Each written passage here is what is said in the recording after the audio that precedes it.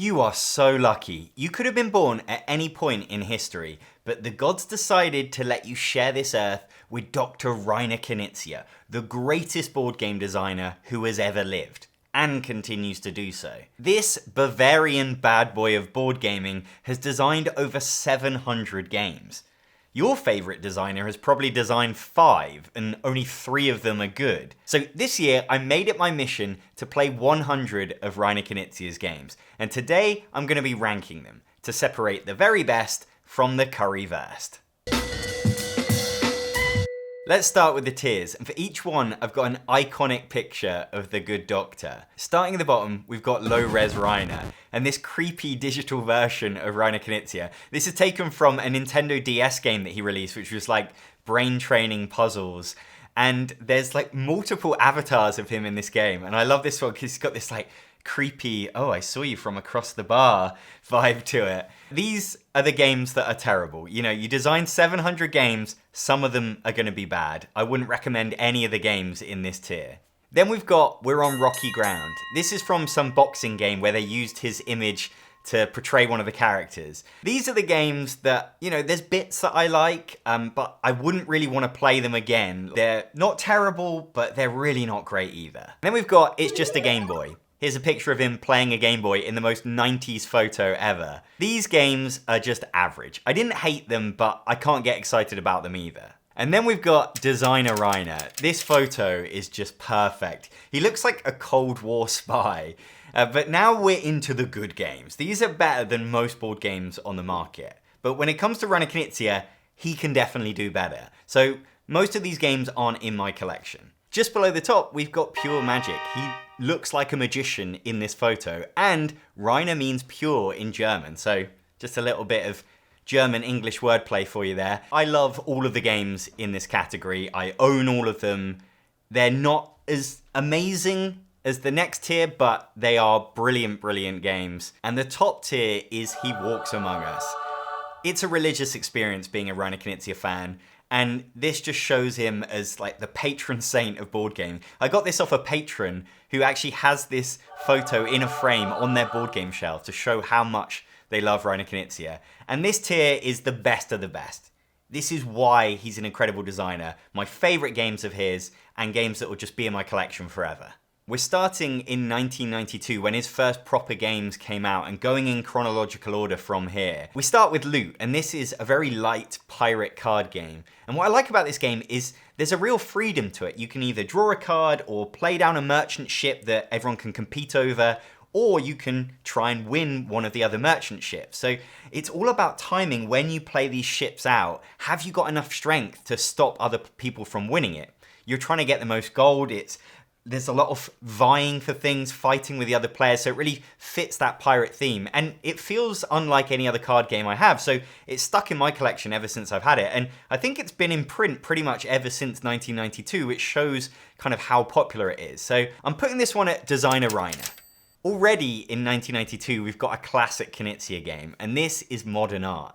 This is his first big auction game, and he's really gone on to be the king of auction games. In Modern Art, there's a nice thematic core to it, which is that the more paintings that go up for sale of a certain artist, the more valuable they're going to be worth. You're putting paintings up for auction, and there's like multiple different types of auctions in the game, which is nice. So you've got blind bidding and fixed price and just like a standard auction. But when you put a painting up, you're going to get that money back. So you're trying to auction something off that's going to be valuable so that you've then got the cash to buy other people's paintings. Modern Art was recommended by the Spiel des Jahres. It didn't win, and that's going to be a running theme in this video, but it did get some recognition, and it really was the first game that put Reiner Knizia on the map. I love the thematic ideas in this game, but I do find that the luck of the draw in the final round of getting the artists that are most popular can feel a bit harsh, and for me it always goes on a bit too long, this game. So there's stuff that I love about Modern Art, but for me they're a better Reiner Knizia auction game, so I'm putting this at Designer Reiner.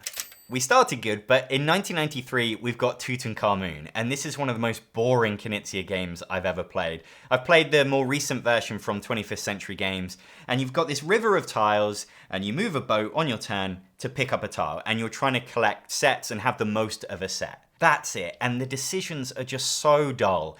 To me, it doesn't feel like a Reiner Knizia game at all. I can't believe that it was recommended by the Spiel des Jahres. See, that's crazy to me. There's just nothing to it in terms of what you're doing. And if you've played the game Bytes, then you've played a very similar game that for me is a lot more interesting. So this is low-res Reiner all day. In 1994, we've got Wildlife Safari, and this has come out under a bunch of different names: Botswana, Loco, Quandary, and it's a very simple game. The version I had comes with this amazing plastic wildlife animals. Literally on a turn, you play a card in front of one of the sets of animals to set the new value of it, and then you pick up an animal. Could be the same one you played a card of or just another one. And at the end of the game, you're going to have a bunch of animals and they're going to be worth certain values. So it's really a stock market game because you're buying stocks in animals and then changing the values of those stocks. And the person with the most at the end of the game wins. So it's a very, very light stock market game and it's quite chaotic. Personally, I feel like you don't have enough control for it to be interesting. I really wanted to love this game more than I did, maybe because of the plastic animals, but really because it's such a pure light Knizia game and people really rave about it. But for me, it was just a bit middling. Like, I was having fun, but then I just felt that there was just so much chaos that really I'd had no control over the game and it just sort of happens. So for me, it's just a Game Boy. Also in 1994 is Kingdoms, and this is a really old Fantasy Flight game, which is quite incredible to see how many of his games they used to release. I feel like they wouldn't go near a game like that these days. You know, they've got very big, epic, bloated games, and this is such a simple tile-laying Euro game. You've got a grid, and you are trying to control rows and columns by placing your castles down. And you can either place a castle down, or you can flip over a tile and add it somewhere in the grid. So you're trying to get the good stuff in your rows and columns and the bad stuff in your opponent's rows and columns. It's very simple, kind of dry. There's not much exciting to it, and I do feel like the luck of the draw really dictates this game. So I like how interactive it is, but I'm not inclined to play this one again. We're on rocky ground. Moving into 1995, we've got High Society, which is a brilliant auction game. Much simpler and shorter than his other auction games. It's just a little card game that has been in print for a while now from Osprey Games, really nice version. There are so many things I like about this game. It's got so many interesting mechanisms that all just work together and make it amazing. But the best is the fact that if you spend the most money in this auction game, you're out. You can't win. So you reveal at the end how much money you've got left, and if you've got the least, that's it, you can't win. And I feel like he's the master of these interesting endgame conditions. There's going to be a few on this list, and this feels like the start of it to me, and it feels very Knizian. Just always makes a really interesting finish to a game. But there's other great things. You have to bid to not get these scandals that are going to basically impact your points. I can see one downside, which is just kind of the luck of the timing in terms of when cards come out. The game can end very quickly, but for me that's just kind of part of the fun of this light and quite entertaining, like, chaotic game. So this is my first He Walks Among Us. Also in 1995 is Medici, which is another auction game, and this one's part of the auction trilogy with Ra and Modern Art. I feel like it doesn't deserve to be, because it's the worst one, and also High Society was released in the same year and is a better auction game. But this one's been in and out of print over the years. It recently came back from Steamforged Games, who usually make these big miniatures games, and then they've decided to do a Knizia reprint.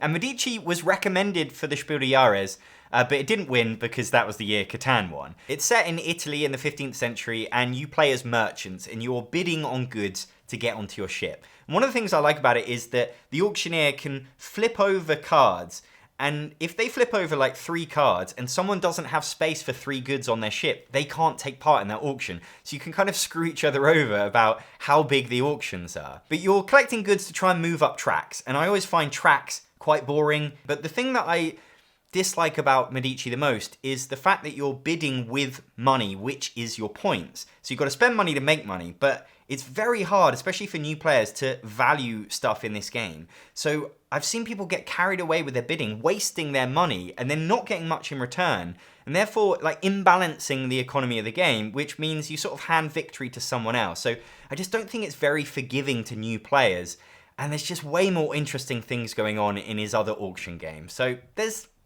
Medici's okay, it's just a Game Boy. 1996 was a bad year for Reiner Knizia games, and we start with Buy Low, Sell High, which is like a tie-in game with the website The Motley Fool, which was big in the 90s as like a stock market advice. Like, it gives you advice on how to manage your finances. God, this game just has such a 90s feel to it. That when you're trying to reach 100 games played by Reiner Knizia, you go on eBay, and some people are charging a fortune for the better games. So you end up buying a few cheap ones to make up the numbers, and this is very much the situation here. It's a very streamlined stock market game. You are trying to buy low and sell high, but there's just very little going on. You play cards to kind of move the stocks up and down, but obviously it's just luck of the draw which cards you get. I just find it so boring, and there's just nothing that I recognize of Reiner Knizia in his other games in this game. It's also hideous. It's just, for me, just a complete waste of time. That is low-res Reiner for Buy Low, Sell High.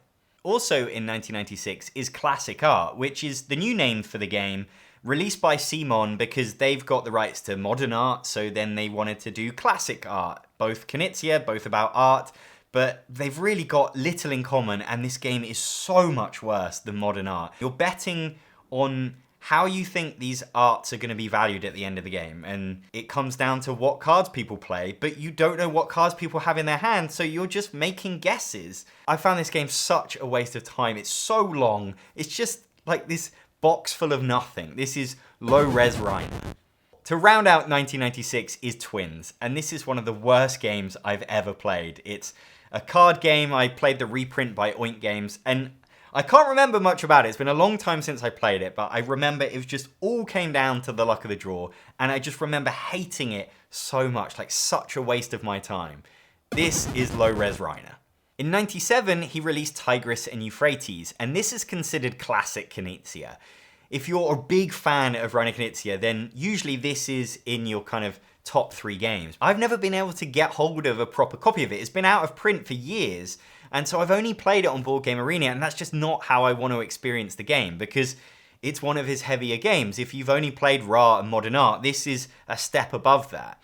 It's a war game in theme, but I find it a bit too abstracted to kind of really buy into the war thing. Really, it's a tile-laying game, and it's the first in the tile-laying trilogy. You are placing out tiles and then getting into wars when they combine with other people's tiles.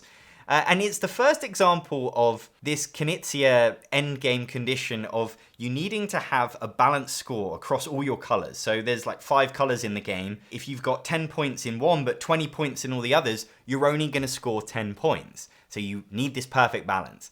And again, it's just like a genius idea that he's put in other games. It's so simple, but yet so brilliant. I want to play this game more. I really hope someone reprints it and I can get my hands on it. This was recommended by the Spiel des Jahres, probably should have won, but for me, yeah, I haven't explored it enough, so I'm just giving it, it's just a Game Boy. In 98, we've got the second game in the tile-laying trilogy, which is Samurai, and this is lighter than Tigris and Euphrates. It's also a war game, and for me, it feels more like a war game. You're placing tiles out onto the map, surrounding these pawns to try and win them, and the player with the most strength around it will win it.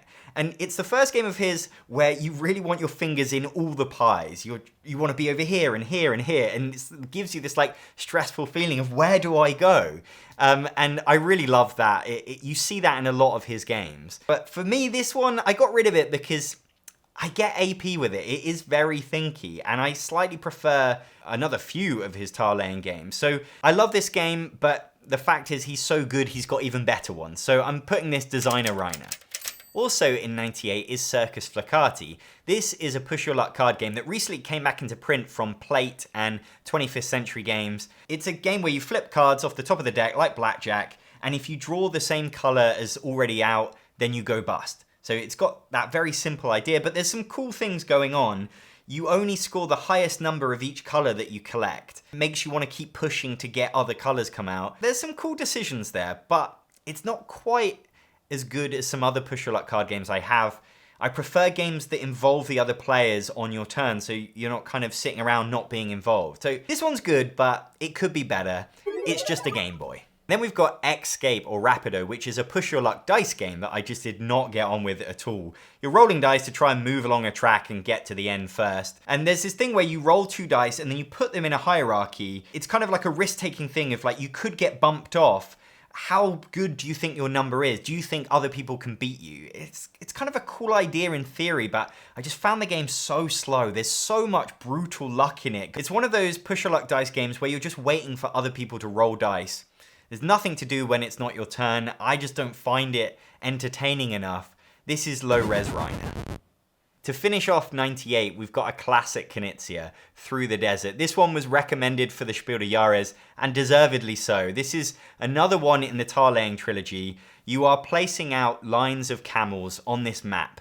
You are trying to reach watering holes and oases, and also trying to carve up the map. It's got this interesting mechanism, which I believe is like Go, where you are trying to use your pieces to basically stop anyone else from accessing that area, and you're going to get a point for every one of those hexes that you carve up. So very much the other players have to try and stop you from doing that. It's a very interactive, combative game, and you've each got camels of the same color that kind of create these force fields with each other, because you can kind of force people away from you because you can never connect up caravans of the same color. So it has the feel of an abstract game in terms of how important each decision is. And it's got that same feeling as Samurai of like, oh, I need to deal with here and here. You've got 5 different colors of camel and you want to be getting everywhere all the time, but what do you need to deal with first? Because they got closer to that oasis over there, and so I need to deal with that, but then they're closer over there, and which problem is more important to deal with right now? There's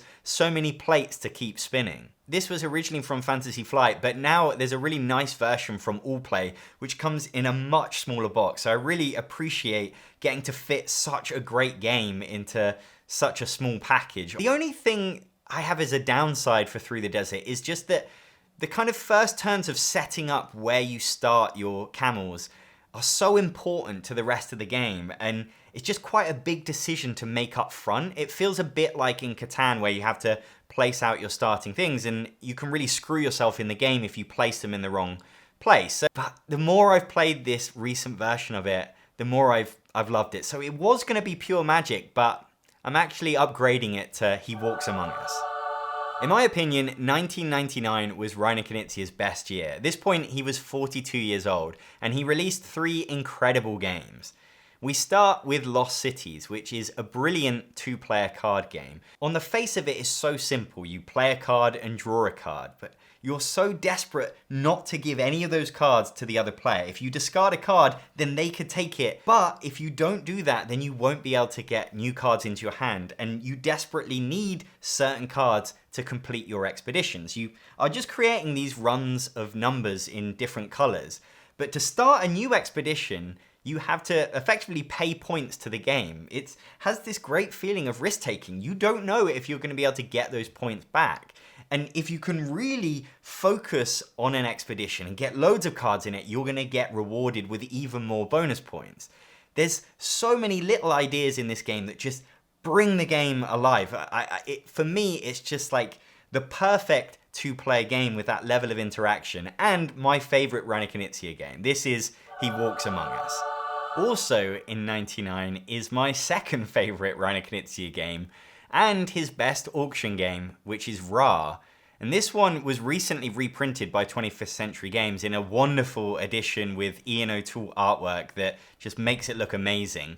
It's set in ancient Egypt, and you're bidding on lots of tiles like monuments and things. You're trying to collect stuff. It couldn't be simpler. You either draw a tile and add it to the current auction, or you start the auction because you're ready to get bidding. But what's different about this one is that you can only bid once, and you bid with these fixed number tiles. So I might have like 11, someone else has 12, someone else 10. I know that they could beat me if they want. So I've got to decide how much do they want these tiles, and when should I start this auction? When is it worth 11 but not 12? So you really have to time the auctions in terms of what you have. And then there's such great threats in this game. There's the threat of losing points because you don't get certain tiles, so it really desperately makes you want to get certain auctions because you really need those tiles or you're going to get -5 points.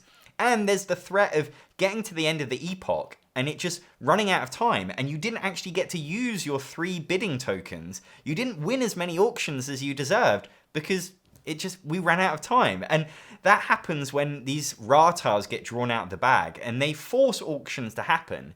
And basically, if you get too many of them, that's it, the round's over. And there's just so much upset and tension in this game because of that, and I just absolutely love it. I think it is genius. No other auction game comes close to it. This is the sign of how much of a genius Reiner Knizia is. He walks among us. Also in 1999 was Money, with an exclamation mark, which is a tiny little card game that's just been reprinted by Plate. And this one was recommended by the Spiel des Jahres committee, which is insane to me because Ra and Lost Cities weren't. This is a very simple card game where you are trading currencies to try and get all the currencies of one type in your hand. So you simultaneously pick some cards, reveal, and then based on the values, you kind of take it in turns to swap currencies for other currencies. By the end of the game, you just want a hand of all of the same currency. It's a very simple idea. For me, like, there's just not enough interesting there. Like, it's maybe fun for a couple of rounds, but it's kind of repetitive, and there just isn't that magic, that depth that I want from a Knizia game. So we're on rocky ground. Continuing the brilliance of 99 is Shot and Totten.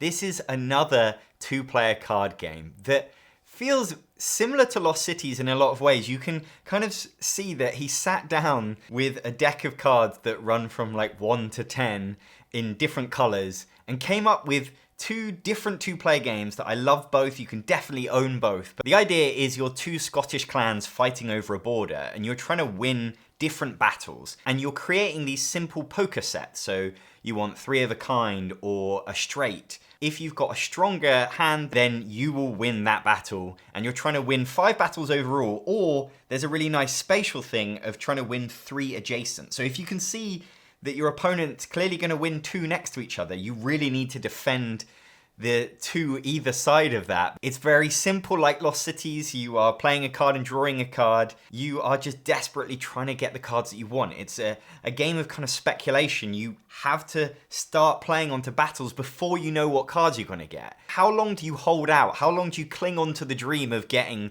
the perfect, like, straight flush versus just kind of playing down a second-rate hand? This one's been available now for ages in this nice small box yellow version, and it's one of my favorite 2-player couples games of all time. It's not quite as good as Lost Cities for me, so I'm putting this one on pure magic, but it's very close to He Walks Among Us.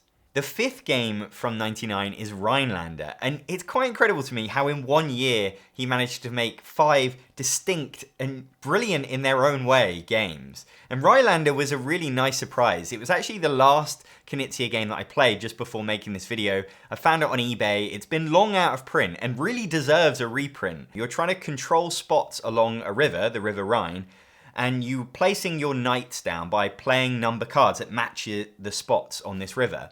But you can also play any number and then reinforce, basically expand from where you already are.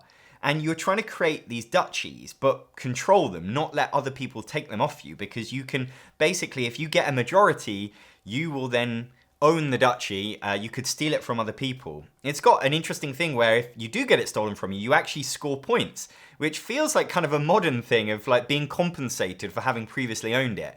But at the end of the game, if you control duchies, you're going to get even more points for it. It's quick playing. It's kind of got the luck of the card draw, but there's definitely real thought to the decisions you make and where you decide to go. And I really love the interaction of it. And there's 2 sides of the river, but you can sometimes connect them up by playing in the river if the spots are taken. And it's just really interesting the way the board evolves. So I'd love to see this one reprinted. I can't decide if I'm going to keep hold of it. I've only played it once. It was a really great first impression. I hate having these kind of dated, like really worn boxes. I really would love to see a modern version of this, see a new take on it. It's very different from, I've played 100 Knizia games, and somehow this one really stood out. How does he do it, Like, it's so surprising. I'm giving this designer Reiner. We're finally in the 21st century, and in the year 2000, he released Hollywood Golden Age, or at least that's the name of the game that I have. Back then it was called Traumfabrik in German, And these days there's a new reprint called Nightmare Productions with a horror theme, but it's about making movies. It's an auction game, and it's one of his lighter auction games, but it does have a neat twist, which is that when you win an auction, your money that you spend goes to the other players. It's split up evenly. Basically, the money is constantly cycling through all the players, and of course, if you bid too much on an auction, you're then making them richer, so it's going to be much harder for you to beat them on an auction that you really need. But you're getting these lots of cast and crew. You're trying to fill up your movie. So you've got these tiles that represent an old movie like Ben-Hur, and you need an actor and a seamstress and a director. These different tiles that represent the different things you need to make a movie, and you've got to collect the right ones for yours. So some movies need 3 actors and some movies need a star. You're going to get them from the different auctions on the board. You can see what's coming up, so you can kind of prepare, oh, I need to save my money because in that auction they've got the tiles that I really need. And each tile has a star bonus. You really want that star bonus because when you finish your film, it gets scored towards whether you win the Oscar for best movie of that year, that round. One of the other things I love about it is you have these secret parties that you can go to around Hollywood. When you get there, you don't know what tiles are there until you get there. You flip over the tiles and then you get first dibs if you're the player who has the most stars or actors in your movie. So it's like you're the most connected to the Hollywood world, so you get to go to the party first and you get first pick. And it's just kind of a nice twist on the rest of the game, and it gives you a reason to really focus on getting actors early on. I love the theme of this one. I love trying to get the right tiles to complete my movies, and I just love those auction decisions of how much is it worth? Like, or do I try and bump someone up? I know how much they need this, so I'm gonna just keep raising that bid so they pay extra because I'm gonna get that money and that's gonna help me win the next auction. This is He Walks Among Us. I love it. Also in 2000 is Vampire, which is a small box card game where you're just trying to collect sets of colors. So on your turn, you draw 2 cards, one goes in your hand and another one goes on a public stack of that color. And then on a future turn, you can basically run away with one of those stacks and play it in front of you. That's you scoring that color. You're trying to get as big of a set as possible because at the end of the game, the weakest set in each color doesn't score, which is just very Knizian. I love that mechanism. And so you're really trying to time, like, how long do I wait for that stack in the middle to build? I've got some purple cards in my hand. There's a few purple cards in the middle. If I wait a bit longer, it might get even bigger, and then I definitely won't get beaten. But if I wait too long, someone else will take it. And it really reminds me of a more modern game, Herbaceous, which I really like. I've seen a lot of hate for this game online, and I don't understand it at all. I mean, I really don't think there's much to dislike about it. It's quite basic. It's, you know, it's a simple card game. It's not necessarily one that I'm gonna, like, come back to a lot. But I think it's solid, and it's got a couple of quirks that do feel, you know, that I can see the Reiner Knizia name in it. But still, I'm giving it's just a Game Boy. Still in the year 2000, we have Lord of the Rings, which is this big Fantasy Flight IP Lord of the Rings game. And it's one of the first cooperative games that really existed in modern board games. They just weren't such a thing. And I think it's credited for inspiring later games like Pandemic. But for me, it is just nowhere near as good as later cooperative games. I found this one so boring. You're just playing suits of cards to move up tracks. It's so dry and lifeless and long. There's really very little theme coming through the gameplay for me. And the gameplay itself just doesn't feel like a Knizia game. Totally unappealing. I wouldn't recommend it. And yet it won a special prize from the Spiel des Jahres. So at the time, it was probably considered revolutionary, but now we have got so many better cooperative games that I wouldn't touch this with a barge pole. This is low-res Reiner.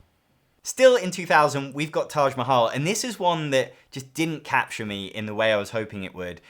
It's a game with a few things going on. There's sort of an auction, there's route building on the board. For me, there was perhaps too much going on, and I felt that it took a long time to really achieve what you wanted to. Like it felt like a drawn-out game, and certainly a long one. I think I prefer his games that are a bit more focused on one particular thing, and this was maybe trying to combine multiple stuff, and I guess that makes it deeper, but for me, it just didn't come together in a package that I liked. So this one is We're on Rocky Ground. Finally, for 2000 is Battle Line, and this is really just the game Shot and Totten with some special cards added. I think probably what happened was Shot and Totten was released in Germany, and then Battle Line was put with an American publisher, and it's really the same game, but he added like an extra thing, maybe just iterated on it because he'd had an extra year to work on it. Two-player game, and you're playing on your side of the battle, trying to create poker sets to win different battles. And there's this extra deck of cards that instead of playing a card, you can kind of take a special card and it's going to mess with proceedings. And I do like what's in that deck, but I also really like the pure game of Battle Line without it. I feel like it doesn't need it, but it's also maybe fun to play with occasionally. And actually, the new version of Shot and Totten has those special cards anyway, so now really they're much closer games than they were. I really think they're basically the same game with different artwork. I love them both, so this is getting pure magic as well. Moving on to 2001, we've got Winner's Circle, which is the definitive Reiner Knizia horse racing game. You are betting on a horse race. It was originally called Turf Horse Racing, and then the Royal Turf, and now it's Winner's Circle. And this one's been a bit hard to get for a while, but there is a version from Korea, from Dice Tree Games, that's really nice, with awesome horse pieces and metal coins, and you can get it, and they told me to tell you that it will be at Essen Spiel this year if you want to get it. This was recommended by the Spiel des Jahres people, and I can see why. It's a really good simulation of a horse race. It's very, very simple. You place bets on the horses before the race, and then you are basically moving the horses by rolling a die, and you will decide which horse to move. I rolled a hat. That will move like this horse 10 spaces, this horse 1 space, this horse 5 spaces, and when I move them, they flip over. They can't be moved again this round. Do I hold out for a better movement for this horse that I want to move really far? Or do I hold back another horse that I haven't bet on? And a lot of it does come down to who else has bet on that horse. Are they going to help you move that horse forward? And of course, there's a good amount of luck in there as well. There's a nice amount of screwing over the other players. And as a horse racing game goes, this is one of the better ones I've played, but I just feel like other Reiner Knizia games have more interesting decisions, less luck, and it's just not as entertaining as I feel a horse race should be. So I'm only giving this, it's just a Game Boy. Also in 2001 is Africa. This is an exploration game. You've got a big map of Africa covered in face-down tiles, and you are exploring them by flipping them face up and finding things like an elephant or a gem, and you're scoring some points. It feels like such a pointless game. It's such an incoherent mess of an experience, and I just can't believe that Reiner Knizia designed this, only a couple of years after Ra and Lost Cities. It's just baffling to me. It feels really dated, it looks really dated, and there's just very little going on in terms of interesting decisions. Just luck, and you're just kind of going through the motions. I couldn't wait for this game to end. This is low-res Reiner all day.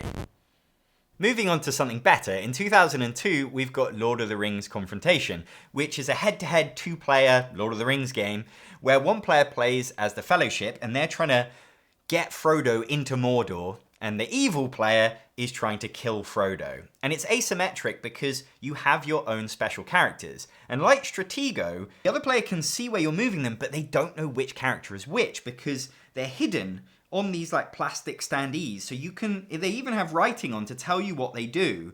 And so you're trying to move them into position and you're trying to work out which character is who. And it's not until you do certain things that you reveal that character. I really like that. It's a really nice, it's got a nice bit of theme, but it also has kind of an abstract feel because it's head-to-head two-player with kind of piece movement. It's been out of print for a really long time. And then they just recently announced a reprint from a company I hadn't heard of, and it's going to be on GameFound, so it's going to be a Kickstarter, big campaign thing. I'm a bit terrified that they're going to take it and blow it up into something bigger than it needs to be. What was so great about this, it originally came in like a small like a Lost City style box, and it packed a lot of game into that box. And the more you expand that, it's just totally unnecessary. It should stay in that box for me, and I don't think it needs loads and loads of variability. It's a brilliant game as it is. For me, they should just reprint it with new artwork, but I'm sure that won't happen. Nevertheless, the core game is really great, and I'm putting it at pure magic. Also in 2002 is Foodie Forest. This is a trick-taking game that's recently been reprinted by Yellow. You are, winning tricks, but you're collecting the cards that you win. And before each round, you're going to pick a secret goal and then reveal it because you're aiming to get a certain type of food, so win a certain type of card that round. And what's annoying about it is that I could just pick the same goal as another player and now we're really competing. Or I could get a completely different one and therefore almost other people are on my side because they want me to win the things that they don't want to win. So I feel like there's just way too much luck in terms of the goal that you pick, and that really determines how well you do in the game. It's a minor twist on trick-taking that I just don't think is really worth it. I'm not a big trick-taking fan generally, but I feel like even Reiner Knizia can do better. It's a serviceable game, but I wouldn't want to play again, so we're on rocky ground. In 2003, Reiner Knizia did his own version of Carcassonne. This is called Carcassonne the Castle, and I really wish this would get a reprint because it's incredibly hard to get hold of. I've only played it once at a board game cafe, and it's a two-player only version of Carcassonne, which is great because I love playing Carcassonne at 2 players. So it has a fixed board, it has a border that you play within, so you can't expand out too much in any direction. And on the score track, as you reach certain points, you're unlocking scoring tiles. So you want to score early to be able to get those scoring tiles that are going to help you later on. So that's kind of a nice twist. And then you also have this goal of trying to create the biggest house within this castle. And if you have the biggest house, you score for the largest gap elsewhere in the castle. So Carcassonne itself is a great framework to build around, and I think that the things that he added make this one an interesting alternative to it. So I'd love to see this one come back, and maybe if I played it more, it would get up to pure magic, but for now, I'm putting it at Designer Reiner. Also in 2003 is Amun-Re, and this is another auction game.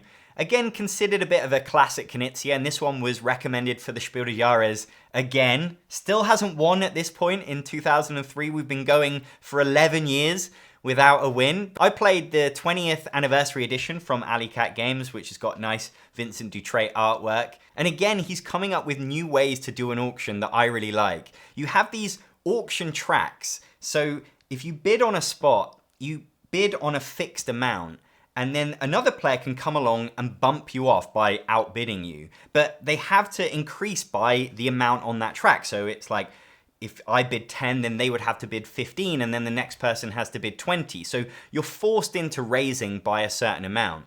But yeah, you get bumped off, and then on your next turn, you can either go onto a different track, fight for something else because you don't want to waste that much money, or you could come back and bump me off. So I really like that type of auction, and it's been copied by a lot of games since. So Stockpile is a game that uses it really well that I really like. I believe that Amun-Re came up with it, but in Amun-Re there's a lot more around it. So there's this offering to the gods, which is a blind bid. You pick an amount of money and reveal, and the person who bids the most gets a pyramid. But for me, there's a lot of phases to this game. It feels bloated and kind of a bit clunky, like there's just a lot to do. And whilst I like that auction mechanism at the core of it, I just would rather play a purer auction game. He's got so many other great auction games, and I feel this one just takes too long to get to the point each round. So I'm putting this at It's Just a Game Boy. From 2004, I've played Duel, which is a re-implementation of On Guard from 1993, and this is a 2-player game that simulates a fencing battle. And I really hope that fencing is more fun than this game because it is so dry. There's luck of the draw in terms of the cards you get. You've just got a track that you're moving on by playing cards. I didn't get anything out of this game. It's really just one of the most boring 2-player games I've ever played. Low res Reiner. Also from 2004 is Easy Come, Easy Go, which has recently been reprinted by Plate. And this is a very simple push your luck dice game that you're rolling your dice Yahtzee style, and you're trying to get certain results. So you want to get exactly 7 to win a tile. And then once you've got like 4 tiles, you're about to win, but then the other players have a chance to steal tiles off you. And it's all just luck. You're just trying to get the right things on your dice to win the tiles. There's just very little going on in this game. Knizia seems to have a thing for games like this, like this sort of challenges with dice, and I really don't get the appeal of it at all. For me, there's just nothing going on here. This feels so far away from, you know, his best games in terms of how clever and interesting they feel. This is low-res Reiner. I hated it. Finally, in 2004, we've got Ingenious. Now, this was nominated for the Spiel des Jahres. They changed their system. They went to nominees, and it's a much shorter list now. It didn't win, but it was nominated. This is a tile-laying abstract game. You have these hex dominoes that have two different colors on, and you're trying to connect them up to groups of a matching color. Because when you do, you score all of the colors in that group. So it really ratchets up in the game. Early on, you're getting a couple of points for each color, and then you're gonna get like 20 points for connecting to this massive group. Just like in Tigris and Euphrates, you're going to score for your lowest color at the end of the game, so you need a balance throughout the game. You got to score well in every single color. Personally, I find this game really obtuse to be good at. I just don't understand how to be good at it. I don't know how to plan for the future. So I just sort of do stuff and things happen, and I don't really get enough from this game. I find it dry as well. So we're on rocky ground for me. Into 2005, we got Tower of Babel. This is a game where you're all building the 8 wonders of the world, and you're sort of working together, but it's not cooperative. I will try and build something, and then other players will make an offering, and I decide who's going to help out. You will score points based on how much you've contributed to each building. So you're really trying to get involved building each wonder of the world. It's quite a hard game to explain, but I promise you, it's got some really interesting things going on. It feels quite different to the other 99 games that I played, and I really would like to see this one get a reprint. This is Designer Reiner. Also in 2005 is Palazzo, which is another auction game. You're bidding on tiles that you need to build your palaces. You've got to build the stories in order. You want to have tiles all of the same type of material, because then you're going to score more points. If you start a palace and you don't build it up enough, you're going to get minus points. So there's some cool things going on. It probably doesn't stand out as much as his other auction games, so that's a bit tricky, like comparing it to Ra and Modern Art. But I do think there's some cool stuff in here. I kind of like to see a reprint of this, maybe with some tweaks. Kind of like how they took Quo Vadis, turned it into Zoo Vadis, and probably made it a more interesting game. So for now, it's just a Game Boy, but I could see this improving. Also in 2005 is Picomino, also known as Heckmech, which is a push your luck dice game. And this is like a quintessential Knizia game. It's been around for years and been in print like the whole time. Very popular with kids and families. And basically you're rolling your dice, and every time you've got to set aside a certain number. And every time you've got to set aside a different number that you've set aside before. So you want to hold out and get like 4 5s. If you set aside 1 5 at the start, you won't be able to get any more 5s. And you're trying to just build up and get a big number so that you can buy the right tile and get more points. You also have to roll a worm die. If you don't do that, then you'll go bust. If you roll only numbers that you've already set aside, you will also go bust. So there are really interesting things at play in terms of the decisions you make, but I just find it takes a long time on your turn. And the other players are just waiting, like watching you take your turn. I just feel like there's too much downtime for the other players. And there's quite a lot of maths, especially to play with kids. You're kind of having to add up the numbers to work out what tiles you're going to be able to get. For me, that just kind of slows the game down a bit. So I feel like they're a better push your luck game. So it's just a Game Boy. Still in 2005, we have Beowulf the Legend. And God, this was such a slog to get through. I really didn't enjoy this game. Like, it's not one of the worst in this video, but it was long, so I really sat through it. It's, I guess, an adventure game, but really it's sort of covertly an auction game. As a group, you kind of move along this track, and each time you're going to be bidding with cards that have different icons on to try and get the best reward from that spot. And that's what you do again, and that's what you do again. It's such a repetitive game. There's really no theme in it. And there's also this really lucky card flipping mechanic where basically you need cards to do well in the game. To get more cards, you can flip off the top of the deck, and if you get the right symbols, you'll get to keep those cards. And if you don't, you'll take a wound and that's going to hurt you at the end of the game. So it's really swingy in terms of if you do well in that a few times, that's going to make you so much more powerful. And if you take a bunch of wounds, you've just got no chance. I really hated this game. Low res Reiner. Still in 2005, he's really knocking them out. We've got Poison, which is a little card game where you are playing numbered cards onto 3 different stacks. And when you hit 13, you have to pick up the cards. And cards are bad. Except if you get the most of a color, then it's kind of like shooting the moon. You're not going to get negative points for those cards. What I didn't like about it was the constant mental arithmetic of like, if I play this card, is that going to take it to 13? It's just too light of a game to be having to constantly do this maths in your head. And there's just not enough to it to really make it worth your while. So this is We're on Rocky Ground. Going into 2006, we've got Great Wall of China. And this was a real pleasant surprise because another game I got on eBay had a really bad rating on BGG.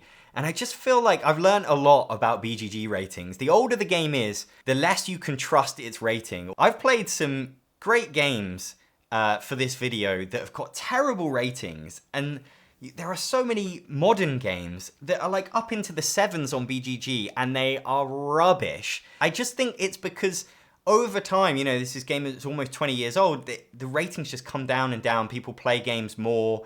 Or maybe it was back in the day, people were a bit more critical on BGG.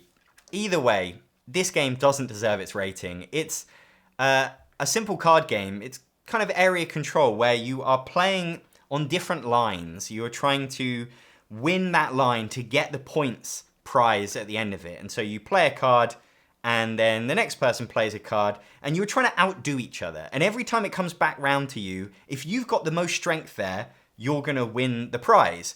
But if someone's outdone you, then you need to outdo them. And there's some special cards that like will surprise you. They kind of work together and just interesting card play. But really, it's just about having the most strength in each one of these rows and kind of timing when to play your cards and which row to focus on. You can get really caught up in a battle between another player. Meanwhile, someone else is just making points for free because you're not paying any attention to them. When I was sort of working on this list, I realized how similar this game is to Loot, the first game in this video from 1992. Because again, you're kind of competing over prizes, deciding where to focus your efforts. So yeah, interesting how inspired I think it probably is from that game and the different things that he's added to it. This is one that I've kept, you know, and I'm going to keep playing it. I don't know if it'll stick around in my collection forever, but for now, I'm giving it Designer Reiner. Also in 2006 is Blue Moon City. This is a card game where you're rebuilding a city and you're just making contributions to these buildings to try and get points. And I've actually reviewed this game on the channel back in 2019 and I'd completely forgotten how this game went. That's how forgettable it is to me. There's just no Knizia magic that I could find in this game, and yet I was really surprised to learn that it was nominated for the Spiel des Jahres. For me, it doesn't stand out at all amongst his games, but you know, it was okay. I'm giving this We're on Rocky Ground. Also from 2006 is Royal Visit, which was originally called Times Square, and this is a 2-player card game that is just a tug of war. You are trying to pull pieces to your side, they're trying to pull them back. I really struggled to find the joy in this game. It's such tiny advantages. It's like, oh, I've inched it that way. Oh, it's coming back. Oh, you just feel like you're always ending up in the same place in this game. It feels very repetitive. It's such marginal wins, and I just couldn't get excited about the progress you made because it feels like you don't make any. And then the win condition of actually getting it to like the end zone, I just never experienced. For me, it always came down to this tiebreaker. So I found that really disappointing as well. So I really wanted to like this one because of how simple it is. I love his 2-player card games, but this one didn't hit for me. This is We're on Rocky Ground. Moving to 2008, we've got Strozzi, which is a sequel to Medici. And it's quite surprising to learn that it was released 13 years after Medici. It's a sort of auction game, but a very simplified auction. Again, same theme as Medici, Italian 15th century, boats, collecting goods. You're still moving up tracks, but it's just kind of simpler, quicker gameplay. You basically have boats that come up, and you can choose to accept them or kind of let them pass on to the next player depending on what you want. You're trying to move up the different tracks and get ahead of the other players. I just like the simpler decisions and the quicker gameplay of this one. I feel like this is underrated. It deserves a reprint, especially if Medici's getting reprinted all the time. I actually much prefer it to Medici. So I'm putting this at Designer Reiner. Also in 2008 is Penguin Party, which was later released as Westeros Intrigue, which is like a Game of Thrones tie-in game. And this is just such a basic filler card game. There's just no point in playing it. You're trying to get rid of your hand of cards, and they're different colored penguins, and you're building like a pyramid with the rest of the players. And you can only place a card in the pyramid if a card below it on the pyramid is the same color. There's just so much luck, very little decisions or planning. It just kind of plays itself. Like, I got nothing from this game. I would so much rather play Llama, which feels similar in a lot of ways, but just so much better. This is low-res Reiner. In 2008, 16 years after the release of Modern Art, Reiner Knizia finally won the Spiel des Jahres for the game Celtis. And this is very much like Leonardo DiCaprio winning the Oscar for The Revenant. Celtis is not the best Reiner Knizia game. It's not even in his top 10 games. But he did deserve to win the award, and they finally gave it to him. And it's an okay game. I've actually never played Celtis, but I've played Lost Cities, the board game, which is basically the same game, but they put it in the Lost Cities family of games. In this game, you are playing cards in numerical order to do expeditions to move up tracks. And when you hit certain spots on your tracks, that will allow you to then freely move up another track. And this is something that I feel like has very much inspired roll and write games and flip and write games. I don't know if Reiner Knizia came up with it, but it feels like a mechanism we see a lot nowadays, and we're going to see later on this list in Cascadero. I much prefer Lost Cities. It doesn't have the tension or the direct sort of interaction of the two-player game. It feels kind of too big for what it is. So I like bits of it, but it's not a game that stayed in my collection, because it's just a Game Boy. Finally, in 2008, we've got Modern Art card game, which is the card game version of Modern Art. It used to be called Masters Gallery, and there's a newer reprint of it from Simon. This is a much simpler, shorter version of Modern Art that doesn't have an auction in it. So it kind of takes out the bit that everyone likes, and it's really just about playing art cards and increasing the popularity of those artists, and you basically just want to, have the art from the popular artists. It very much feels like it comes down to the luck of the draw, because if you get a hand of cards that has those popular artists in it, or kind of a lot of the same artist or artists that the other players have, then that's really going to help you in this game. So it sort of feels like it plays itself. I didn't hate it, but I didn't really have a reason to come back to it. We're on rocky ground. From 2009, we've got Ra the Dice Game, and this doesn't feel anything like Ra. It's not an auction game at all. You are rolling dice, Yahtzee style, to try and move up tracks. There's some fun to it. Like, I didn't hate this game, but these days, there are so many roll and write games that feel just like this game. Maybe it's a precursor to them, but I feel like you can do better for dice games nowadays. And I didn't really find the Knizia magic in this. So I'm giving this, it's just a Game Boy. On to 2010, we've got Heckmech Jr. So we talked about Picomino, which is also called Heckmech. Heckmech Jr. is basically that for kids, even though Picomino is also for kids. And what's good about this is it takes out the maths of Picomino. So you're just counting up the number of symbols on the dice rather than like having to add up numbers. So it's obviously better for kids. It's also harder to go bust in this game, so it's just a bit more forgiving. Everything else is kind of the same, so it keeps what I like about that game, makes it better for kids. I think it's in a smaller box. So for me, I sort of like it the same.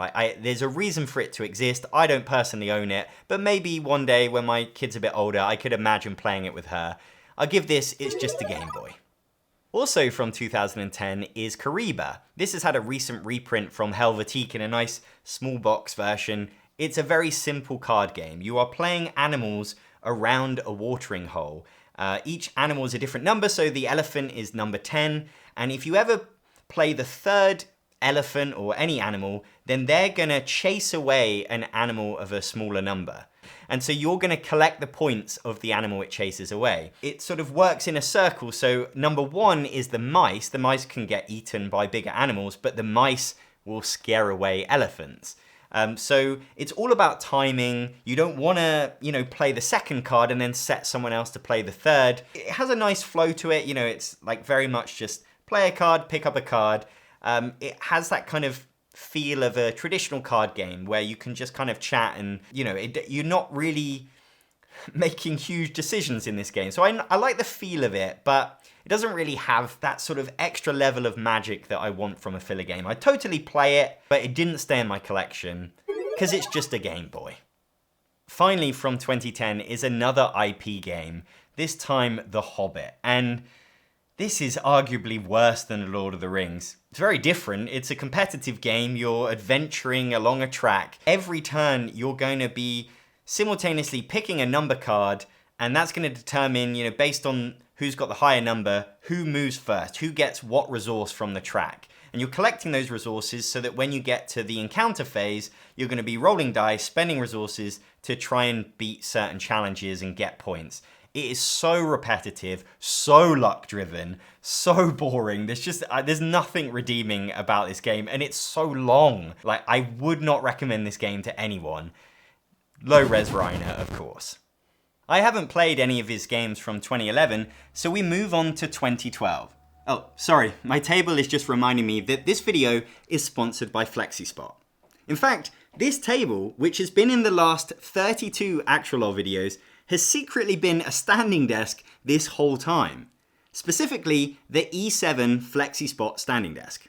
FlexiSpot offered to send me this desk to review it, which was nice, but I already bought it back in 2020 when I saw a review on someone else's channel, so they didn't send me the desk I already have, but they have sponsored this video so I can tell you why I like it. One of the reasons I got it was because I could put my own tabletop on it, so it would look exactly how I wanted in videos. And I found this huge piece of Turkish oak on eBay, which I just screwed onto the frame. And the E7 is such a beast that it has no problem lifting this thing up and down. Whereas the 4 men that it took to lift this wood up a flight of stairs into my studio did have a problem. So to see a desk do it with such little ease is a little humiliating. I love that you can program 4 height settings. So I've got sitting, standing, and then when I'm filming, I've got one that's just the right height. You see over there, that's where I knock my tripod over and put a dent in the wall that I can't be bothered to fix. So when I'm filming, I just lift the table up to cover it. It's also really useful for when I'm filming B-roll of games because instead of moving the camera, I can just move the desk. And I was so happy with my E7 desk that when I moved into the studio, I bought another FlexiSpot standing desk to do my writing and editing on. This time, I bought their bamboo desktop because my back couldn't handle any more Turkish oak. I've been working from home for 13 years, and originally I bought an expensive chair to help with the back problems I was getting from working at a desk. But that only helps so much. You need to get up and move around. Working at a standing desk has been so much better for my back. I absolutely love using it, and just like my dishwasher, you'll never get me going back to a life without one. The FlexiSpot desks were easy to put together, way more affordable than other brands, and work exactly how you need. If you want to buy yourself one, there's a link below. Thanks to FlexiSpot for sponsoring this video.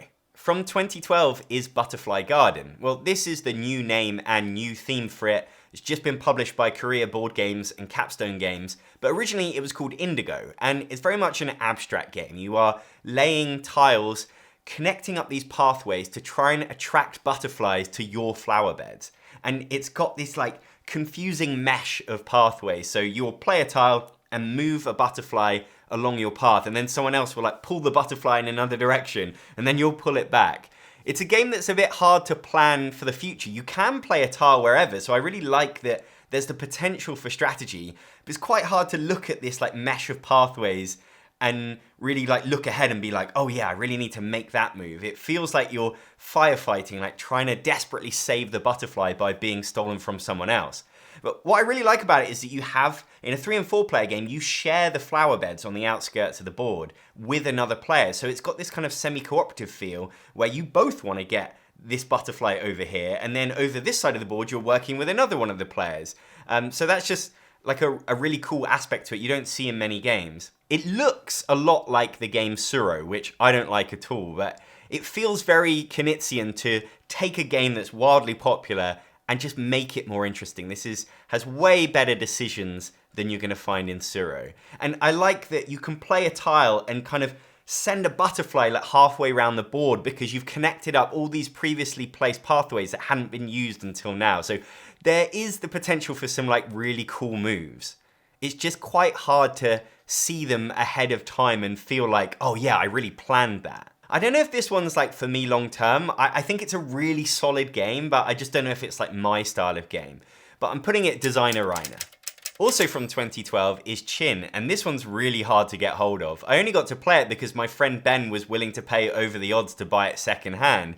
I think this one really deserves a reprint. It's a very streamlined, like area control feel tile laying game where you're just playing these domino tiles, trying to connect up colored regions. And if you make it big enough, you get to place one of your pagodas down. But then you can steal regions off of players by connecting up a bigger region. So that feels a lot like his earlier game, Rhinelander. And it's really nice to see that idea come back in a different game.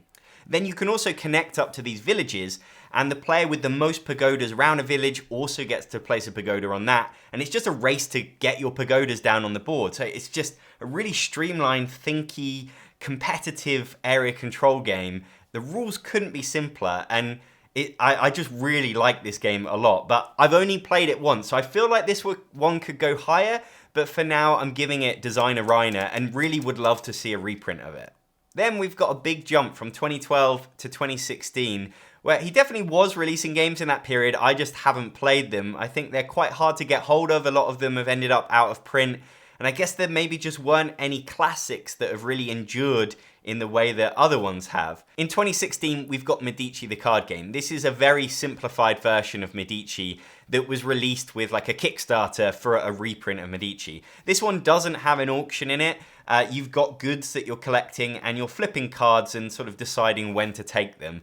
I played this a long time ago. I barely remember it. I remember not disliking it, but clearly I didn't like it enough to really seek it out. So it's just a Game Boy. In 2017, we got Amun-Re the card game. 14 years after Amun-Re, they released this simplified, streamlined version of it.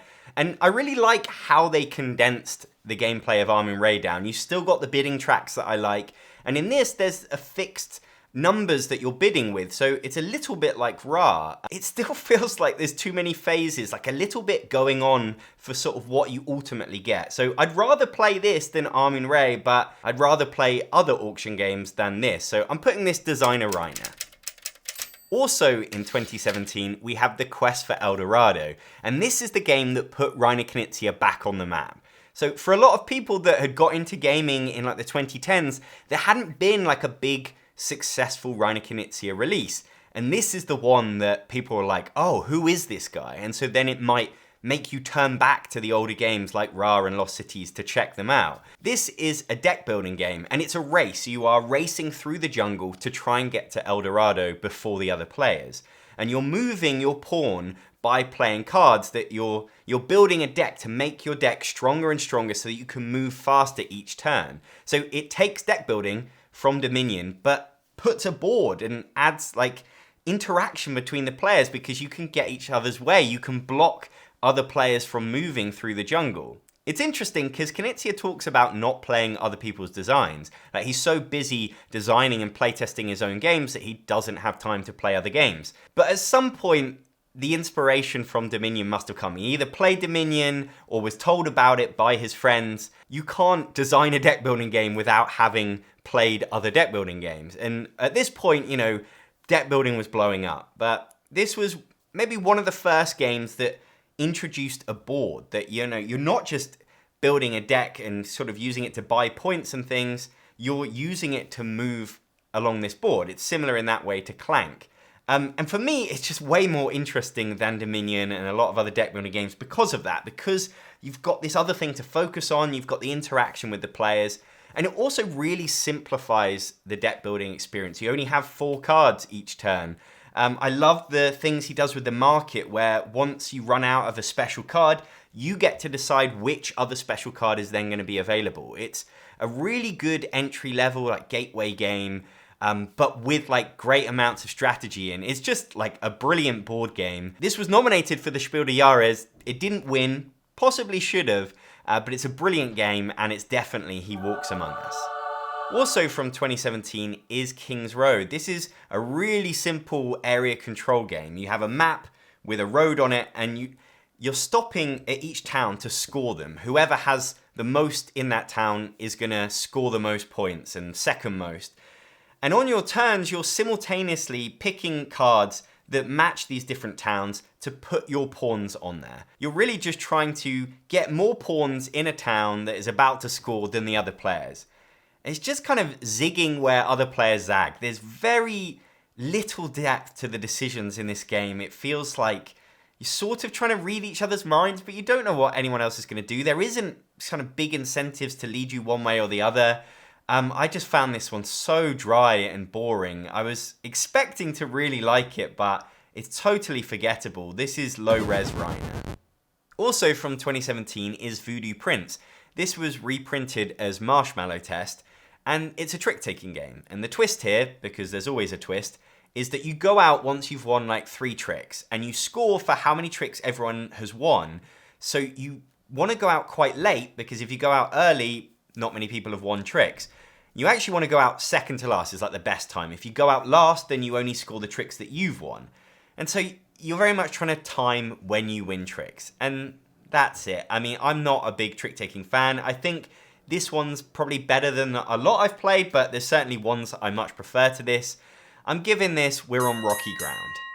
From 2018 is Lost Cities: The Rival. This is another game in the family of Lost Cities games, the Lost Cities universe.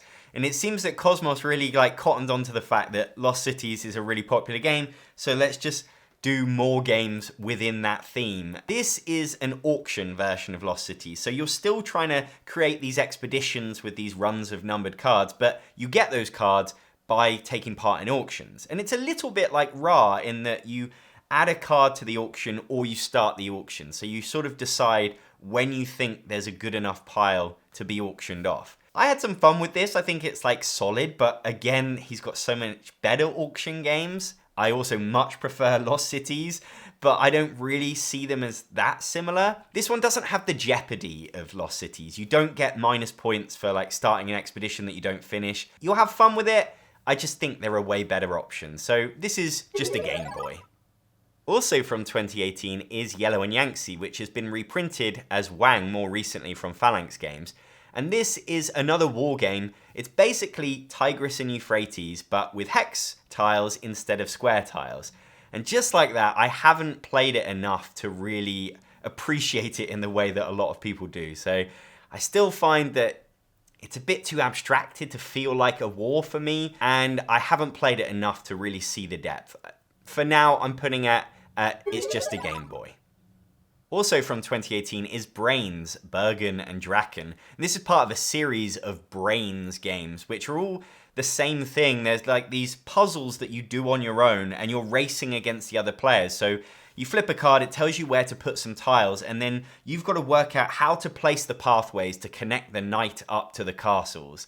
And it's so boring. You're just racing to do it faster than the other players. You're just playing on your own. It doesn't feel like a board game to me. It feels like something you do in a little book when you're a kid. And I can't see the imprint of Knizia on this absolutely whatsoever. I wouldn't recommend this game to anyone. I would never play it again. It is low-res Reiner. Also from 2018 is Clickbait. And I feel like maybe I've seen more of the worst games from the modern age of Knizia because I was making videos during that time. I was basically looking for every game that he made, and I'm sure he was making terrible games back in the 90s, but I wasn't playing them and you can't get them now. And Clickbait is just definitely one of the worst. It's a very simple party game where you roll some dice that have letters on, and you're using those letters. They're sort of like an acronym that you then need to fill out to use as a clickbait title to sell something. So you've got a zero gravity restaurant, and with A, D, G, and F, you've got to create a sentence that would sell a zero gravity restaurant. It was actually published by Big Potato Games. As far as I know, it's their only Reiner Knizia game. And it just doesn't feel like a game from him. This could have been designed by anyone. I've definitely played other party games like it. As a game itself, it's incredibly hard to come up with something that's good and funny when you're so constricted with those letters that I just didn't find it rewarding at all. Low res Reiner. So 2018 wasn't all bad because we got Blue Lagoon, which is like his modern tile laying version of Through the Desert. That was 20 years previously in 1998. And you can really see the imprint of that game in Blue Lagoon. But Blue Lagoon is arguably simpler. On your turn, you only place one tile, and you've got this archipelago of islands. You're placing your tribespeople down. You're turning up at these islands to collect resources and basically like control these islands. But other people have got their tribespeople coming down, and they're trying to get there first. And there's a bunch of different ways that you score in this game. You're trying to have like a long line of your people, but you also want to be on each island, and then each island will give you points if you've got the most tiles on that island, and then you've got the resources, and you're trying to do it all at once. It's got that finger in all the pies feeling that you get in Through the Desert, but like I say, in a simpler game. It also has two phases. You play it once, and then you will leave out some of your huts on the board, and then you effectively play like another generation where you already start from those huts and expand out from there. I do like the two phases, but it does make it sort of slightly more complicated than perhaps you want from like a real entry-level game. But it's simpler than Through the Desert, and I just really love it. It's in my collection. It's one I've talked about on the channel a lot. Maybe Through the Desert might be slightly stronger. This could go up for me if I played it more, but I'm giving it pure magic. Finally, for 2018 is Sakura. This is a small box game. It's got a really cute theme, this one. We've got this little board, and you're all painters that are following this Japanese emperor, and you're trying to paint him underneath the sakura, the cherry blossom tree. So he will get to that at a certain point, and you want to be closest, and you are programming your movement by simultaneously picking a card, and that will determine sort of how much the emperor moves, how much you move. But if you run into him, like you end up bumping into him because you move too much, then you like offend him and you have to go back to the back of the queue. So it's all about being as close to him as possible at the right times, but not running into him. And it's very chaotic because it's all very interactive with how all the other players move. So it really does feel like it comes down to luck in terms of, are you going to be in the right place at the right time? I do love the theme. It's got nice artwork, but it's just a bit too chaotic. We're on rocky ground with this one. In 2019 came Babylonia, which is one of the bigger modern day Reiner Knizia games. This feels like a mashup of like Blue Lagoon and Samurai, but it's heavier than both of them, I would say. It's another tile laying game where you are trying to create long pathways. You're very much getting in each other's way. It's a real thinky game. And there's one thing that I don't love about this game, and that's that you're doing constant scoring throughout the game that kind of bogs the game down. You're sort of having to count out stuff, and it just really affects the flow of the game. If you've played Through the Desert or Blue Lagoon or Samurai, you'll know how kind of quick it moves. Like you play a tile, then they play a tile. And obviously people stop when they get AP and things, but there isn't kind of interruptions from other game mechanisms. And Babylonia just has this scoring thing that kind of gets in the way for me. So I do really like it, but I would just rather play other tile laying games of his. And because they're all so similar, it doesn't really feel like I'm missing much by not having this in my collection. I'm putting this at Designer Reiner. Also from 2019 is Llama. This one was nominated for the Spiel des Jahres. It didn't win, but I think it deserved the nomination because it's Reiner Knizia's take on Uno. It's such an approachable, easy to teach game, and it's just one of my favorite filler card games because of how easy it is to play and enjoy, and there's just enough interesting touches to it to elevate it far above something like Uno. You're trying to get rid of your cards. If you can't play a card, then you've got to pick up a card.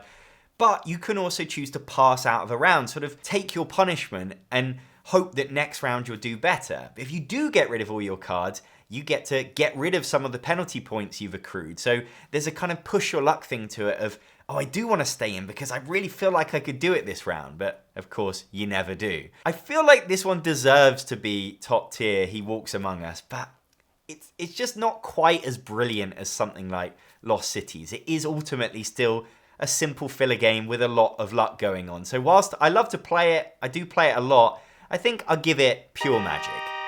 Finally, for 2019 is Charte, and this is a tiny little micro game that he released.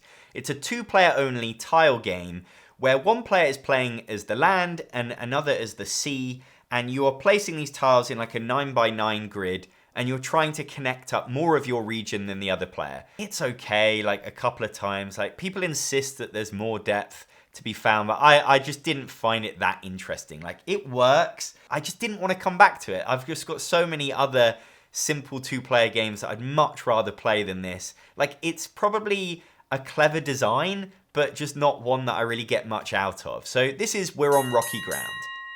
In 2020, 21 years after Schottentotten, we get Schottentotten 2. And with games like that, it feels like the publisher just comes to the designer and says, look, this game's selling really well, let's just do another one. And they come up with a few clever ideas, and you know, why not? But at the same time, from a collector's point of view, I just feel like you don't need both. It adds some cool ideas. In Schottentotten 2, it's asymmetric, so one player is the attacker in a siege, the other is the defender. And the defender has these cauldrons of oil that they can pour over the wall to basically destroy the cards that are there, which feels quite powerful, like a little bit too destructive in the game. The things that they add, like, I like all of them, but I ultimately just prefer to play the original. I think the purity of that game is just more fun for me. So whilst I think this one's solid, I just think Schottentotten itself is better. So I'm giving this designer Reiner.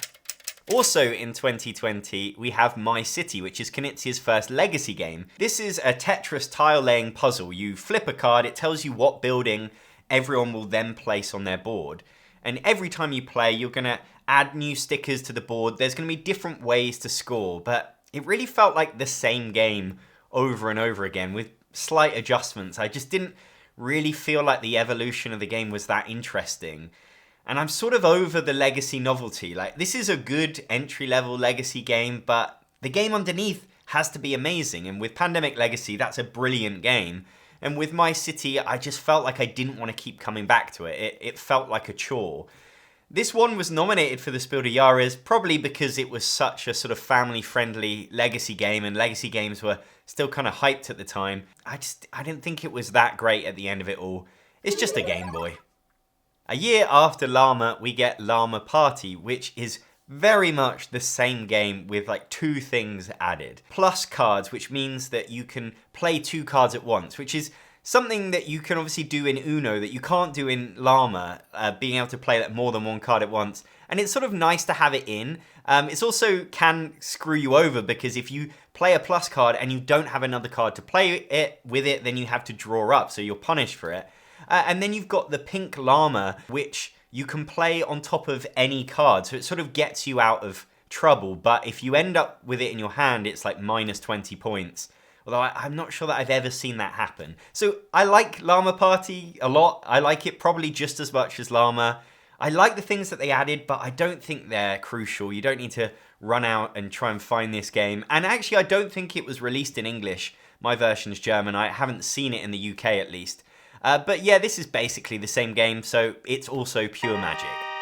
Still in 2020 is Meow, which is quite a horrifying look of a game. It comes in a neoprene pouch, and it's just got this really like saccharine, cutesy kitten artwork. It's a trick-taking game, and you're trying to win tricks. And the twist with this one is that you've got tokens that are basically like the prizes you're going to get if you win a trick. Some of them are good, some of them are bad, and so you're trying to time when you win your tricks to get the good tokens. I didn't mind that as like something to focus on, but I hated the production of this one, and it's just kind of a forgettable game, on top of the fact I don't like trick-taking. So this is We're on Rocky Ground.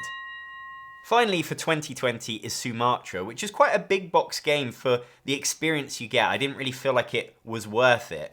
You're walking around this island together and you're collecting tiles. It's very basic set collection. I didn't really find the magic in that. And then I found the movement, kind of how the game flows, to just be a bit clunky. This one just didn't hit for me. We're on rocky ground.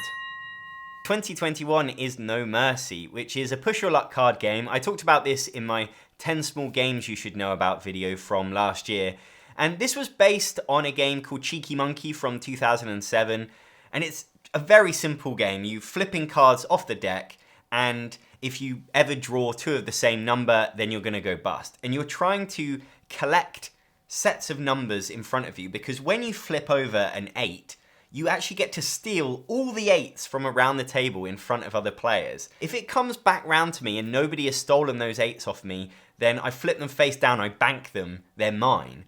But what's going to be happening on every other turn is that they're going to be desperately trying to find an 8 so that they can steal those 8s off me. So these cards are moving around the table. It's very swingy and chaotic because you're having these like huge victories, but then someone like, they're hoarding all these 10s. Someone else is like, okay, I've got to keep going to find a 10. So it really encourages you to keep pushing your luck because you're so desperate to stop someone else from winning or at least running away with loads and loads of points. I find that really entertaining. I think it's a really fun, fast-paced, like push-your-luck game, and one where you do care what's going on everyone else's turns because you're very much involved, and that's why I love it. So this one's great. I'm giving it Designer Reiner. Mille Fiori was a game that I slept on for a couple of years. I just didn't think it was going to be my kind of thing, but I played it to research for this video and fell in love with it. It's quite a hard one to describe. You play as glass blowers, but effectively you're putting tiles onto the shared board into different regions, and these regions all score in their own ways. It's very much about timing when to place them, what you've already got down there. You're trying to kind of collect sets in a way. Each region works in its own specific way. To be able to place a tile down, you're drafting cards, so you're picking a card for that region, and you're desperate to get certain cards at certain times because you want to get in ahead of the other players. It's a game that I found so much kind of frustration with the other players getting ahead of you. There's a lot of thought in what you're doing, but on the face of it, it's so easy to learn because you just pick a card and then place a tile on the board. But there's so much potential to make absolutely loads of points, and I just really like that race of getting ahead of the other players. It has component parts that feel familiar from other games, but there's something about the way he's brought together this package that just feels very unique. And for me, this is prime Knizia. Like, at a time in 2021 when game publishers are doing so little with so much, he does so much with so little. This one is brilliant. He walks among us.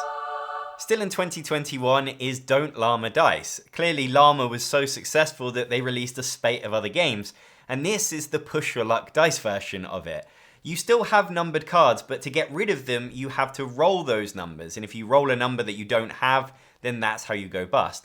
This one's quite fun. I liked it. I would rather play Llama. It feels luckier than Llama, but it doesn't outstay its welcome like some of his other push your luck dice games. So I do prefer it to Picomino probably, but I don't love it. I give it, it's just a Game Boy. Into the Blue is another push your luck dice game. This one's got a diving theme, and you're rolling dice Yahtzee style. You're trying to get a run 1 to 5 and then a chest to pull off like the perfect dive. But also, you'll get to place shells onto this little board, and you're going to score area majority points at the end of the game for like where you have the most shells. So I like that aspect of it because it creates a bit of interaction and competition with the other players. I still don't love the kind of spending your turn doing your own dice rolling while the other players aren't involved, but this is definitely one of my preferred Knizia push your luck dice games. I think it's solid, but it's still just a Game Boy. 2021 was a huge year for Reiner Knizia releases, and we continue with Lost Cities Roll 'em Right. So this is now the 4th or 5th game in the Lost Cities universe, and it's quite a good adaptation. You know, if you're gonna turn Lost Cities into a Roll 'em Right game, then this is the best way to do it. You do still have those punishments that I like for starting the expeditions. You're effectively trying to get the right things to move up the tracks, which are like the expedition. So it kind of fits the roll and write genre quite well. It's a solid adaptation, but for me it just doesn't have the interaction that I want from a Lost Cities game. If I was comparing it to other roll and writes, there's one or two that I'd prefer to this, so it didn't stick around for me. It's just a Game Boy. The Siege of Rundar felt like a bit of a surprise release because it's a cooperative game from Knizia, and in this video at least, this is the first one we've had in 21 years since The Lord of the Rings. This one felt kind of like a generic tower defense game. The box was quite an impressive like 3D structure. You'll play as dwarves fighting off the hordes.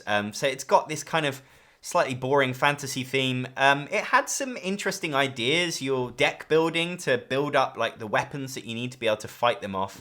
But I found this one quite repetitive and long. It didn't hit for me. I sort of want to put it we're on rocky ground, but at the same time, like, it is a solid game, just not one for me at all. Like, it can't compete with something like Pandemic, in my opinion. It's just a Game Boy. Still in 2021, we have Whale Riders, which was one of the bigger box releases for him. This was a completely new idea, design. It's kind of an odd game, in my opinion. A weird theme, you're riding whales, and you're buying fish to then sell them to like meet contracts. I didn't really like the contract fulfillment in this. It felt like quite lucky if you got something that, you know, you either had those fish or it was just much easier to get them. The movement is okay. It kind of like speeds up as the game goes on. It's sort of like with a lot of Knizia games, you can see some cool ideas.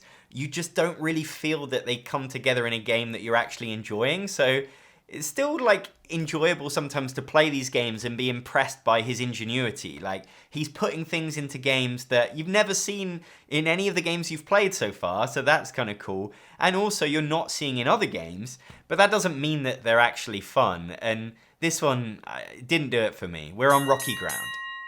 High Score is a small box dice game that's really like a medley of dice games. Each round is like a new challenge where you have certain rules of like what you're trying to roll for, what certain dice mean, but really you're trying to get a score, and then the other players are going to try and take it in turns to beat that score, and you're trying to get the high score. This one is rubbish. Like, I really don't understand why this is even released. I mean, it must tickle his brain, but for me, I just don't find this fun at all. Like, the taking it in turns of the dice rolling, just watching other people just like have some luck is, for me, is just very not a game. And it's like, yeah, of course you're going to push your luck because you're trying to beat the high score. It sort of plays itself. I just don't want to be there. I would refuse to play this game in the future. This is low res Reiner.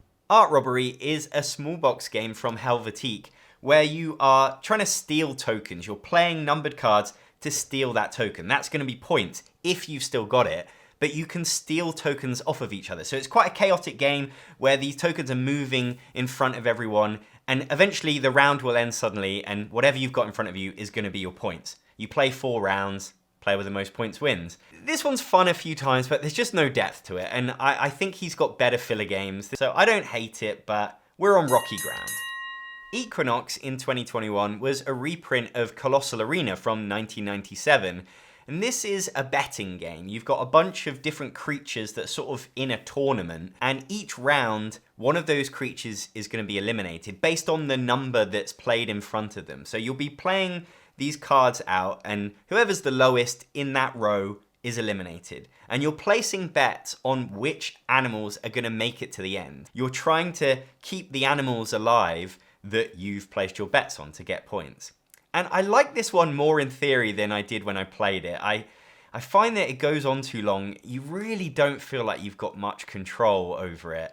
And so whilst I like the idea of betting, yeah, it didn't do it for me. And I really hated the production from Plan B. You had these massive cards with no text on them to explain what any of the powers do. And just the artwork, the whole thing, it was just too big of a box for what it is. And if you've seen Colossal Arena, it's like this small box card game. So they just kind of blew up a game that I just didn't think deserved that kind of size of production, and actually made it worse. We're on rocky ground. Finally, for 2021 is Witchstone, and this is a rare co-design for Reiner Knizia.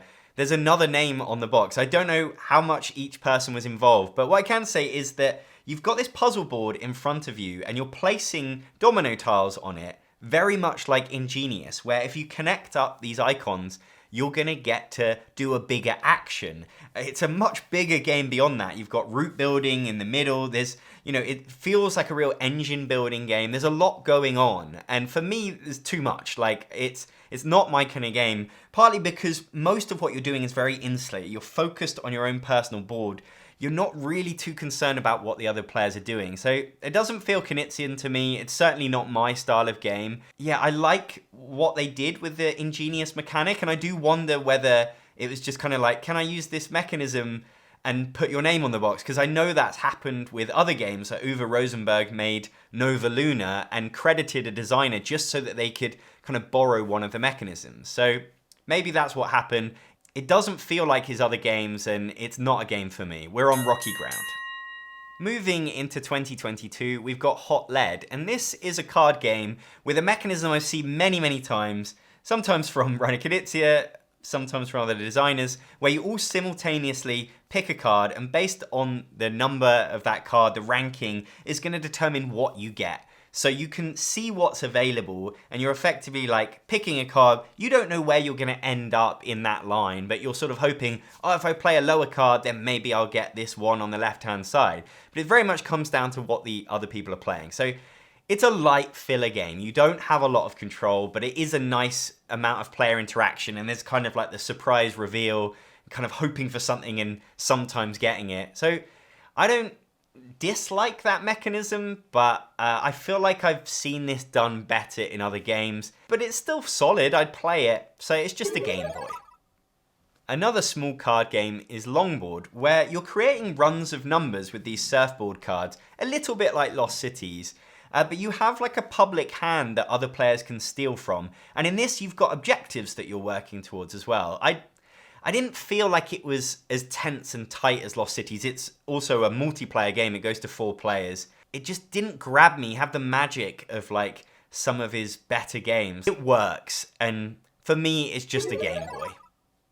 I've clearly got an incompatibility with Dice and Reiner Knizia, because Gang of Dice is another game of his that I just don't like. And some people love this. It's another game with challenges. You are picking a number of dice that you're going to kind of use to hit a certain total or to meet this challenge. And I quite like the fact that, you know, you're kind of betting on how many you're going to be able to pull it off with versus the other players. But what I hated about it was that it was so easy to go bust in this. It's so demoralizing, and really it just all just came down to luck, and I didn't find it nowhere near as entertaining as other people seem to. I really just don't like this game at all. Low res Reiner.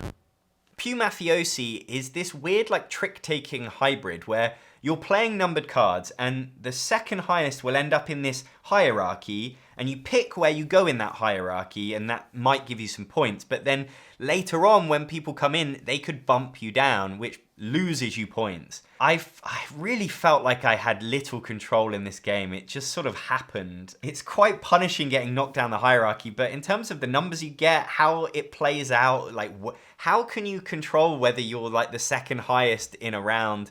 I really didn't see the depth to this game. It was just light and annoying. This was low res Reiner.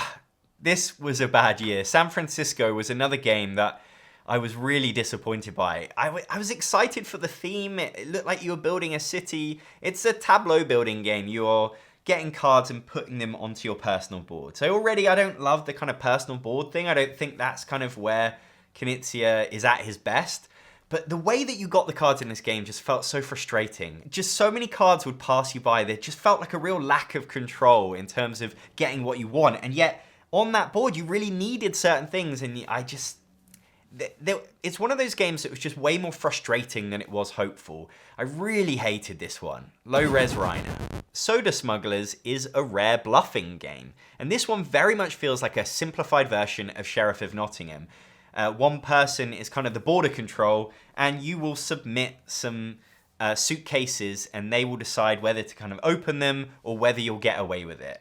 I really didn't like this game. Like, people say that, oh, it's more streamlined and therefore better than Sheriff of Nottingham. No, it doesn't have any of the joy of Sheriff of Nottingham. You don't have the kind of freedom of like, oh, I could bluff or I could tell the truth. Like, sometimes you just kind of got to do the thing. It doesn't have any of the negotiation of Sheriff of Nottingham. But, you know, setting Sheriff of Nottingham aside, like, I like simple bluffing games, and I really don't think this is a tool up there with like Cockroach Poker or Skull or anything. I would just much rather play those games. This didn't hit for me at all. Low res Reiner. Finally, for 2022 is Treasures of Nakbi. This is a reprint of Drakenhort from 2015. And it's a very family weight game. You've got these adventurers going through this temple. It's a roll and move game. You roll a dice and you move one of them that many spaces. But you have a secret vested interest in some of the characters. You want to keep them alive the longest. The idea is that you're sort of bluffing, you won't move your characters. You don't want to give away who you care about the most. But eventually they're going to start dying. And I just felt like the bluffing wasn't as important as you kind of hope it would be in a game like this. And ultimately, luck can just kill you anyway. So it's kind of fun for a family, but it doesn't have much depth for adults, I would say. I'm putting this, we're on rocky ground. Moving into 2023, we've got Reif für die Insel, which is German for ripe for the island, which means you're ready to go on holiday. And in this, you are monkeys bidding on bananas. And it's got some ideas taken from Amun-Re because there is enough things available for each player to get one, and you are bumping each other off of these auctions to try and get the best bananas. And like in Amun-Re the card game, you've got fixed number cards, which once you use them, they're spent. So there's some really cool things going on in this. It's very approachable auction game, really entertaining. The only thing that I don't like about it is it comes in a massive box, and it's really just a card game, it should be. So if this had a different production, that came in like a box this size, then I think I'd probably play it even more. I would have kept it, but as it is, it is a solid game, and I give it designer Reiner. Also from 2023 is Sunrise Lane. This is a light city building game that was based on a game of his called Rondo, but they definitely added some stuff in this version to make it a bit more interesting. It's sort of got a Ticket to Ride feel in that you're collecting coloured cards and then playing them to be able to put your buildings on certain spots on the map. And it's very much like a game of capitalizing on what's available because certain spots will score way more points if you can build in those areas. And so you typically are just kind of looking for what's available on your turn. There are some long-term ideas that they added in this version, like trying to have buildings adjacent, and each quadrant of the board has a certain demand, like you either want to have the highest buildings or you want to have the most buildings in that area. I really do like what they added to the game. I just think the game itself probably wasn't that strong in the first place, and whilst they've made it better, it's still just not that great. There's a lot of luck in terms of the cards you get and the availability when it comes round to your turn. You can't really plan ahead that much, and so you never really make any clever plays. You just kind of react to the situation. I mean, it can't come close to something like Ticket to Ride, and I'm just not really sure why you'd want to play it. So it's just a Game Boy. 2023 saw a very exciting reprint of a very old Knizia game called Quo Vadis. This was from 1992, and it was recommended by the Spiel des Jahres committee back then. But in 2023, it's been renamed Zoo Vadis because it is now set in a zoo instead of in the Senate in ancient Rome. And it's a negotiation game, the first proper negotiation game on this list. I love negotiation games, and this is a brilliant entry-level negotiation game where you are trying to move up the zoo exhibits. You are voting on each other, sort of helping each other out to move up this hierarchy. It's got a cool mechanism, which is that you have to get into that final exhibit to be able to win the game, which is one of those kind of classic Knizia win conditions. I love that. And I also love what they added in this version, which is these faction-specific powers. So each one of the animals has a power. They have these tokens that they can give to the other players. So it's used for bartering. You can't actually use your special power yourself. It's only something that you can give to the other players. So it really encourages negotiation. It's a very light, approachable negotiation game, and it doesn't take long when most negotiation games do. It's a lot of fun, honestly. I don't like the stupid anthropomorphic animals. I don't like that it's set in a zoo. Like, it makes way more sense for it to be set in the Senate in ancient Rome. But everything else that they've done with it is a really nice reprint. I do like the production that Bite Games have been doing. They've done a lot of Knizia reprints. And whilst I don't like all of the games, I do appreciate that they're bringing these games back, making them available for a modern audience, and keeping like good artwork and nice wooden pieces. So I appreciate that. This is pure magic.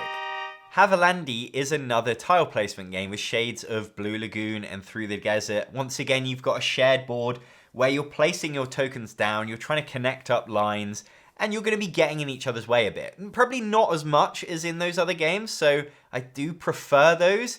The thing that holds this game back a little bit for me is that it's more fiddly than Blue Lagoon. In terms of the rules, like I just think Blue Lagoon is a smoother experience. And it's got this dice roll that you do every turn, which kind of determines where you can place your tiles. And I don't mind that sort of as a mechanism. I find it slows down the flow of the game. In Blue Lagoon, it's so speedy because you just put a tile wherever you want, and then the next person does, and the next person does. And this, it just has that extra little stage that just kind of stilts that movement. And for such a light game, it's so much more enjoyable to have a game that flows. When you've got Blue Lagoon, Through the Desert that you can play instead, I don't know why you wouldn't play them. So this is just a Game Boy. Pollen is a reprint of Samurai the card game from 2009, and it's a very beautiful reprint where you're trying to claim these shiny insect tokens by playing cards next to them. Got shades of Samurai in that you want to have the most strength by each token. But for me, I just felt a real lack of agency in this game. There's a luck of the draw in terms of what cards are available, and also kind of like the timing of it. In Samurai, you feel so in control of what you're doing, you know what's available, and you might not always have the perfect tiles, but you can always do something good, and you really feel like you're fighting it out for stuff. And in this, I just kind of feel like you were doing what was obvious, often kind of losing out, but it just felt really unsatisfying. It's hard to put my finger on, but I really didn't come away enjoying this game whatsoever. It looks great, but that's not enough. We're on rocky ground.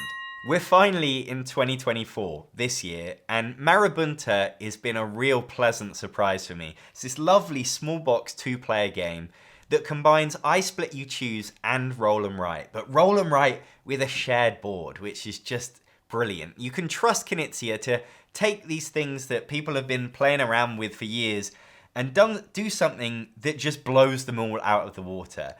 You roll a bunch of dice, and then one player will decide to split those up into 2 portions. Then the other player will pick which dice they want, and that will allow them to draw onto the map into certain regions. You play as ants trying to control a picnic blanket. So it's really an area control game along on top of those other things, because you're trying to score certain regions by placing numbers in those regions. But where you place will then block off your opponent from getting there, and you have to draw out adjacent to where you've already been.